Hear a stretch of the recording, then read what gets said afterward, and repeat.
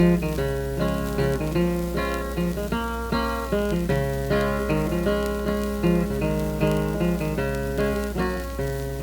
the pines, where the sun never shines, you'll shiver when the cold wind blows.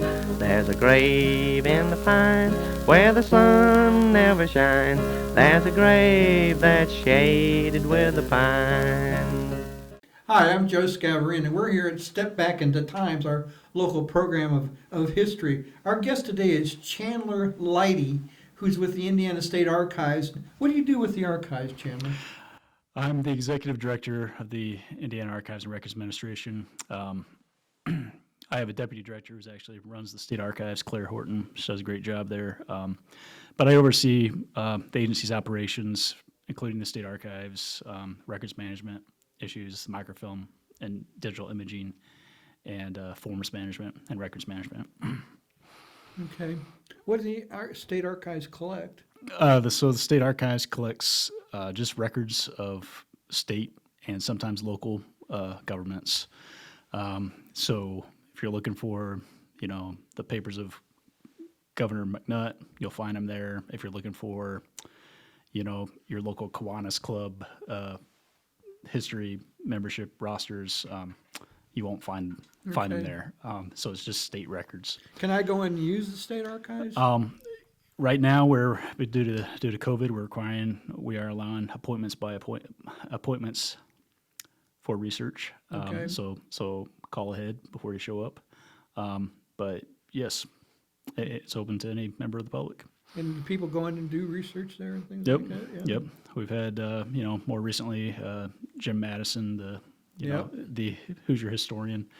He was in a year or two ago doing work on his recent book about the Klan. We've had some other researchers do work on the closed developmental hospital up in Fort Wayne. So we have some research right now. We're doing some really interesting project digitizing early land records, which are really interesting because these surveyors will go through and they'll describe every tree and bush they come across, but they'll also describe American Indian villages that they encounter and whatnot. So there's a large amount of research that people can do at the state archives. How could they tell the American Indian villages? They had the little notebooks, the surveyors when they're out, measuring the land and dividing it up, and they would just make note of, there's an Indian village that we came across. So Wow. nothing substantial, but it is documentation of different locations of different villages and settlements. Are you a historian? I'm a historian by training. I feel like I'm more of an administrator anymore, but I have a bachelor's and master's in history. From where? My bachelor's is from Olivet Nazarene in Illinois. My master's is from Miami of Ohio. And for, since 97, I've been working in museums, archives, document editing. And before taking this job, I was director of the Indiana Historical Bureau, which well. His primary role is to put up state historical markers around the state. Mm-hmm. How tall are you? I'm 6'7". And have you ever played basketball? I just played pickup. When I was in junior high and high school. I never played organized basketball. I was the basketball manager for 2 years in college. So Which college? Olivet Nazarene. Okay. So yeah. Do you know anything about basketball history? I'm giving you soft yeah. leads here, Dave, so pick up on them. Yeah. Some people say I will. Say I do know.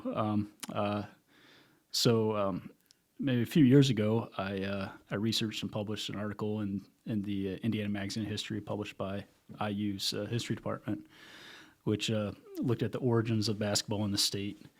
And before that and since, I've done a lot of research about the first 9 state high school champions. What are the origins of basketball in the state? Yeah, well, it depends on who you ask. I'm asking you. I suppose I think one of the fun things about history is when you come across a story and sometimes you have doubts about it, right? Yeah. So growing up in Crawfordsville, the standard story that most Hoosiers who hear about the origins of basketball in the state, they hear that in March of 1894, Crawfordsville's YMCA hosted the Lafayette YMCA for the quote-unquote first game of basketball in the state. Oh, wow. I don't know why. Working in the museum community in Crawfordsville, when I was in college and just out of college, that story never sat right with me. And for some reason, I just had my doubts. In 2007 or 8, I was working for the Indiana Historical Bureau, and during my lunch breaks, I would go up and read microfilm because that's kind of how much of a nerd I am. And I remember I can relate to that. I can remember coming across some evidence in the Crawfordsville papers, which it was 1894, maybe November of 1894, where the Crawfordsville papers themselves were saying basketball started in Indianapolis. And I thought, oh, gee, this is kind of a red flag for the whole story that basketball started in Crawfordsville. Now, I mean, keep in mind in 2007, 2008, doing newspaper research requires you to go sit in a microfilm reader for hours on end, look at the stuff. So fast forward a few years, and newspapers are starting to become digitized, and my job at the time was digitizing newspapers for the state library, and as more content was coming online from including the Indianapolis News, the Evansville papers, I thought I'd just do some searches, some keyword searches, and sure enough, I type in basketball, and I find basketball being played in the state before that March 1894 game. I mean, early on, as early as 1892, and long story short, basketball popped up almost in many locations across the state, all within a matter of months of each other, due exclusively to the role of the YMCA and their publications. The story of the sports invention was James Naismith invented basketball in the winter of 1891-1892 in Springfield, Massachusetts, at the YMCA training school. Well, by later that winter, he had published the rules in the YMCA's newsletter, which went out to YMCAs all over the country. So, I mean, theoretically, any YMCA in Indiana could have read that and thought, "Hey, this seems like a fun game for our students to play. Let's get them started."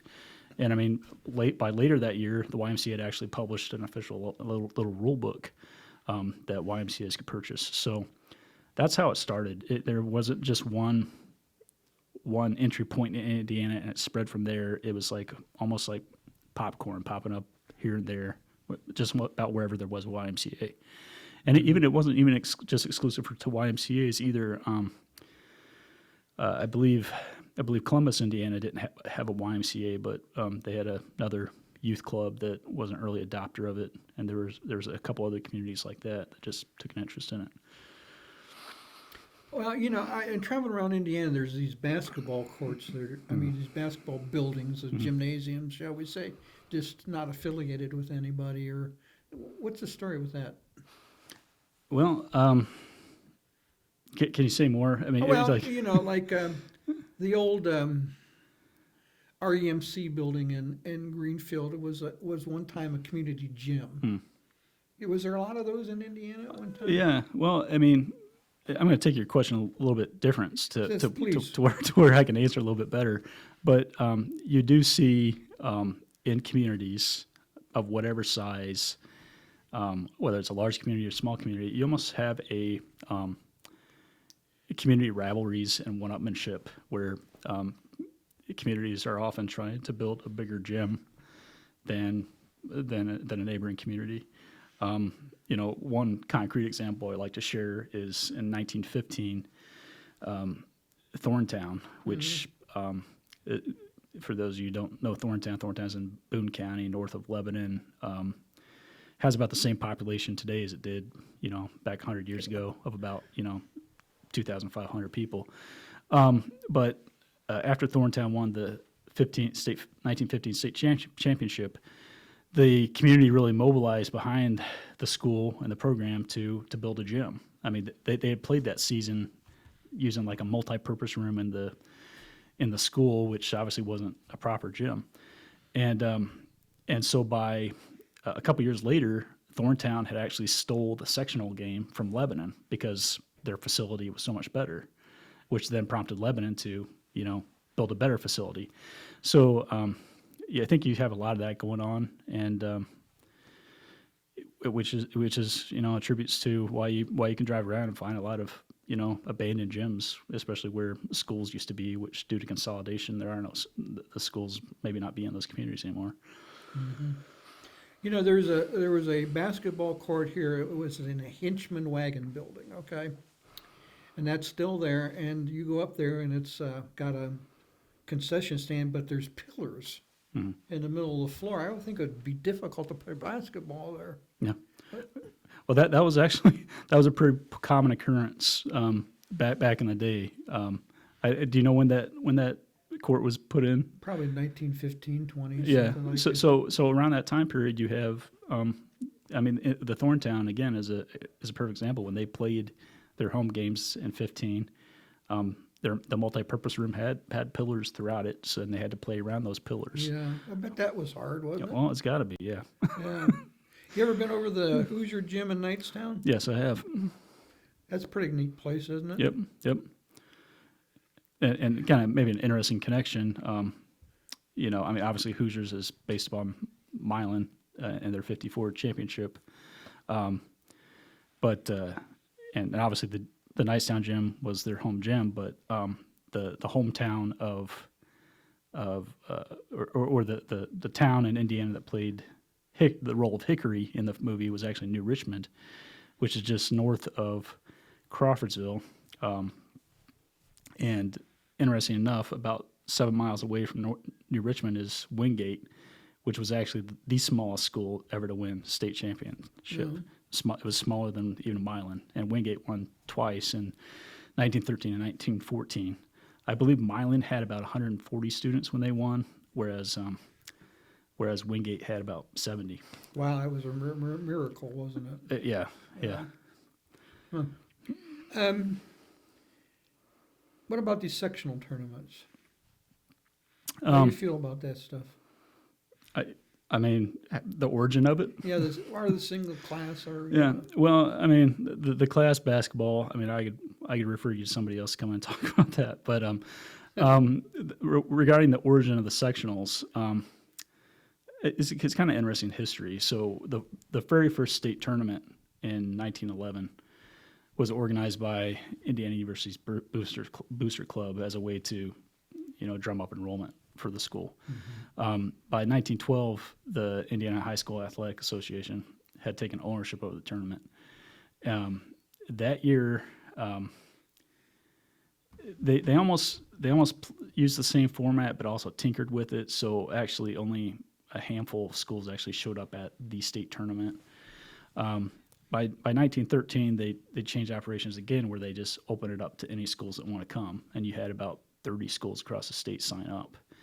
Well, the problem is by 1914, that 30 had grown to 70 some, and Indiana University was pretty taxed in trying to find room and board for all these young students and their coaches and everything else. So by 1915, the IHSAA goes back and organizes essentially district tournaments where you have schools from several county area coming in to play games for playoffs to determine what team from that area would go to state, and that pretty much is where you have the kind of the sectionals forming there in 1915, 1916. Sounds like 1915 was a banner year for basketball in the state. I know this might be unfair. What can you tell me about Hancock County basketball? Don't say nothing because you had warning. Yeah. You know, I wrote an article for you at some point, Joe. I'm sorry I don't have that info fresh in my memory, but there were several regional finalists came out of Hancock County. Yeah, it seems like it was almost a blood competition at times in basketball between the communities. Don't you think? Yeah, I mean that was true in Hancock County and probably any other county you want to pick out of the rest of the state. And I think I don't know how much you experience this with your historical roles in the county, but sometimes I see where one community will have bad blood against another community to the extent that they don't even want to donate collections to the historical societies, which might be in the county seats. It becomes very territorial, and I think that was very true of basketball rivalries, but it's kind of curious that some of these schools have been long consolidated, but the rivalries in some areas still exist. Goes on, doesn't it? Yeah. Still goes on. You ever go to the Indiana Basketball Hall of Fame over there in Newcastle? Yeah. That's a pretty neat facility, isn't it? Yep. Do you think it tells the heritage pretty well? I mean, to some extent. I mean, I think I think there is a difference between a Hall of Fame, which tends to be more commemorative, versus something that can be more interpretive. I mean, one thing I wonder about, is kind of like my research into the kind of the cultural history of how basketball started with it being in the YMCA and stuff. I think the hall does a great job of celebrating the heroes and the legends of basketball history in the state. But sometimes I wonder, I just kind of want more motivation, more maybe background information. That's just me personally wants to know. I mean, again, the hall itself is great, but what is Homer Stonebreaker's motivation? He was the star player of the 1914 Wingate team, or what cultural and influences were behind the Addicts championship teams of 55, and 56 with Oscar Robertson. So those are some of the questions I personally am interested in, or more kind of the historical interpretive questions, which I mean, Jim Madison wrote way back in his the book he contributed to the Indiana History series. I know you know what I'm talking about. The big books that people, if they want to know like the full history of the state, they'll refer to these books that were co-published by the Indiana Historical Society and Indiana Historical Bureau. And James Madison wrote the kind of the later volume in that series. But Madison says in a footnote in that book, he's like, and this book was published in 1982. He says, to date, there has not been any book that definitively examines the cultural history of basketball in the state. And nearly 40 years later, that's still true. I know there are some people who've submitted written up manuscripts to deal with this. Ron Newland, who was a former director of the Indiana Basketball Hall of Fame, I know he has a manuscript ready that kind of deals with these issues. But I mean, it's true, and it's kind of curious why, if basketball is this important thing to the state, why haven't historians taken more interest in kind of the more interpretive issues? Sounds like you're heading for a book yourself there. I mean, if I had the time, Yeah. if I had the time, but it's something I wonder about. Yeah. You straightened that Crawfordville situation out, right? I don't know if I straightened it out, but I think slowly people have found it and have found my conclusions interesting. Yeah. So You said talk about culture in basketball. What is the most significant thing that basketball has contributed to the culture here? Gee, that's a it's a complicated question. I mean, I think on some level, if I were to answer the question why basketball has been important to the state, you can or why basketball took hold, whereas why aren't we the hotbed of football or anything? We seem to be basketball, yeah. Yeah, I mean one thing had to do back in the day. I mean, putting a basketball together is a lot easier than putting a football team together, and including equipping a football team. And I think too, you have. I mean, this is still evident in current culture today. Whether, sorry to go a little political here, but Governor Holcomb talks about wearing masks for the good of the state, for the good of your neighbors, but yet there's sometimes the people who don't want to wear a mask are, there's a strong independent streak in Indiana that's always been there. So I think with basketball as a sport, you almost have the two things at play. You have basketball heroes, the Larry Birds, the Oscar Robertsons, the John Woodens, the people we idolized, and we look at their individual success, but at the same time, their individual success cannot be divorced from the collective team success. So I think you have culturally, I think basketball in some ways mirrors what you see in Indiana culture more broadly, between a strong sense of individualism versus an acknowledgement that you have to work together for the good of a community. Mm-hmm. That's a good answer. Probably answers the question why basketball is more significant here than football, perhaps, too. Possibly. Yeah. If you had one item in the history of basketball that's been neglected or we should know about, what would it be? That I personally have collected, or just something I've seen? Yeah, whatever you want. I think the thing that's the thing I've found in the past few years that I was floored by is when I'm doing my high school basketball research. Again, I'm looking at the early period, so I'm not looking at anything beyond 1920. Mm-hmm. I'm always curious about so when did they start photographing games? Mm-hmm. And the first photos we have of a state championship game are in 1918, I believe, and they're blurry mm-hmm. because of the slow shutter speed mm-hmm. and the players moving on the court. And that was published in an IU yearbook. The earliest stage photo I've ever seen was in a yearbook from Kokomo, where the Wingate team, who had won the previous year, was on the court playing against Kokomo. And I thought for a long time that this might be the earliest photo of mm-hmm. High school boys playing basketball. Well, you may know about Joan Hostetler and her Indiana Album Project, where she goes around mm-hmm. to communities and digitizes photos.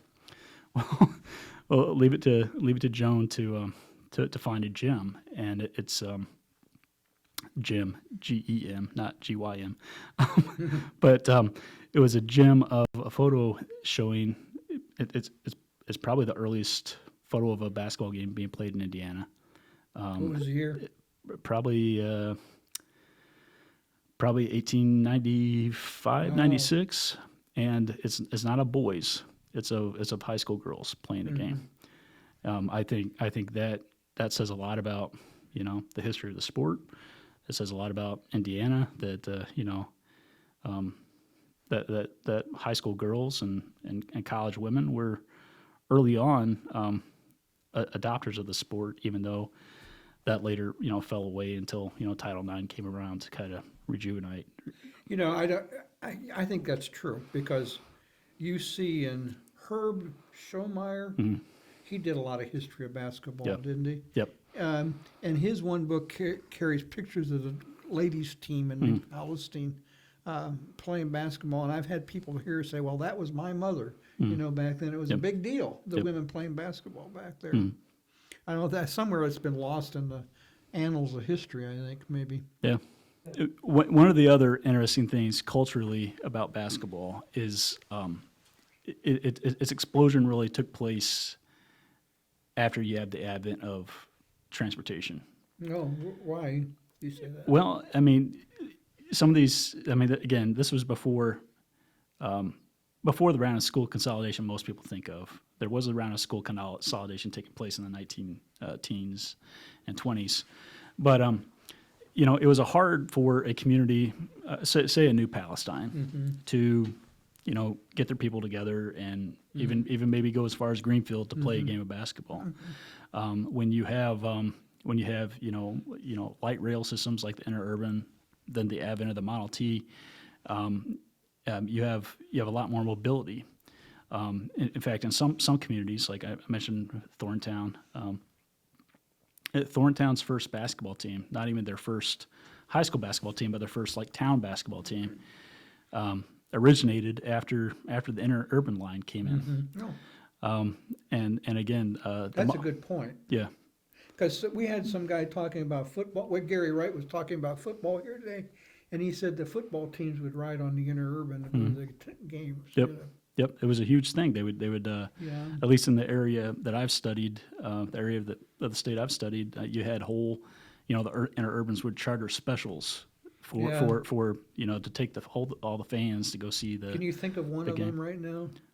One of what? One of the interurbans that started a special. Well, it was the line that ran from Lebanon to Crawfordsville. I'm Okay. not sure exactly which one that was. Okay. Yeah. Why is it basketball important as a cultural issue, though? Well, it's for some of those reasons. It's also has to do with Indiana identity. It also it was something to bring communities together. I mean, plain and simple. I mean, I remember before class basketball started. After I graduated from high school, I believe. I remember going into a sectional, and it was just packed with everybody. It seemed from the communities. I mean,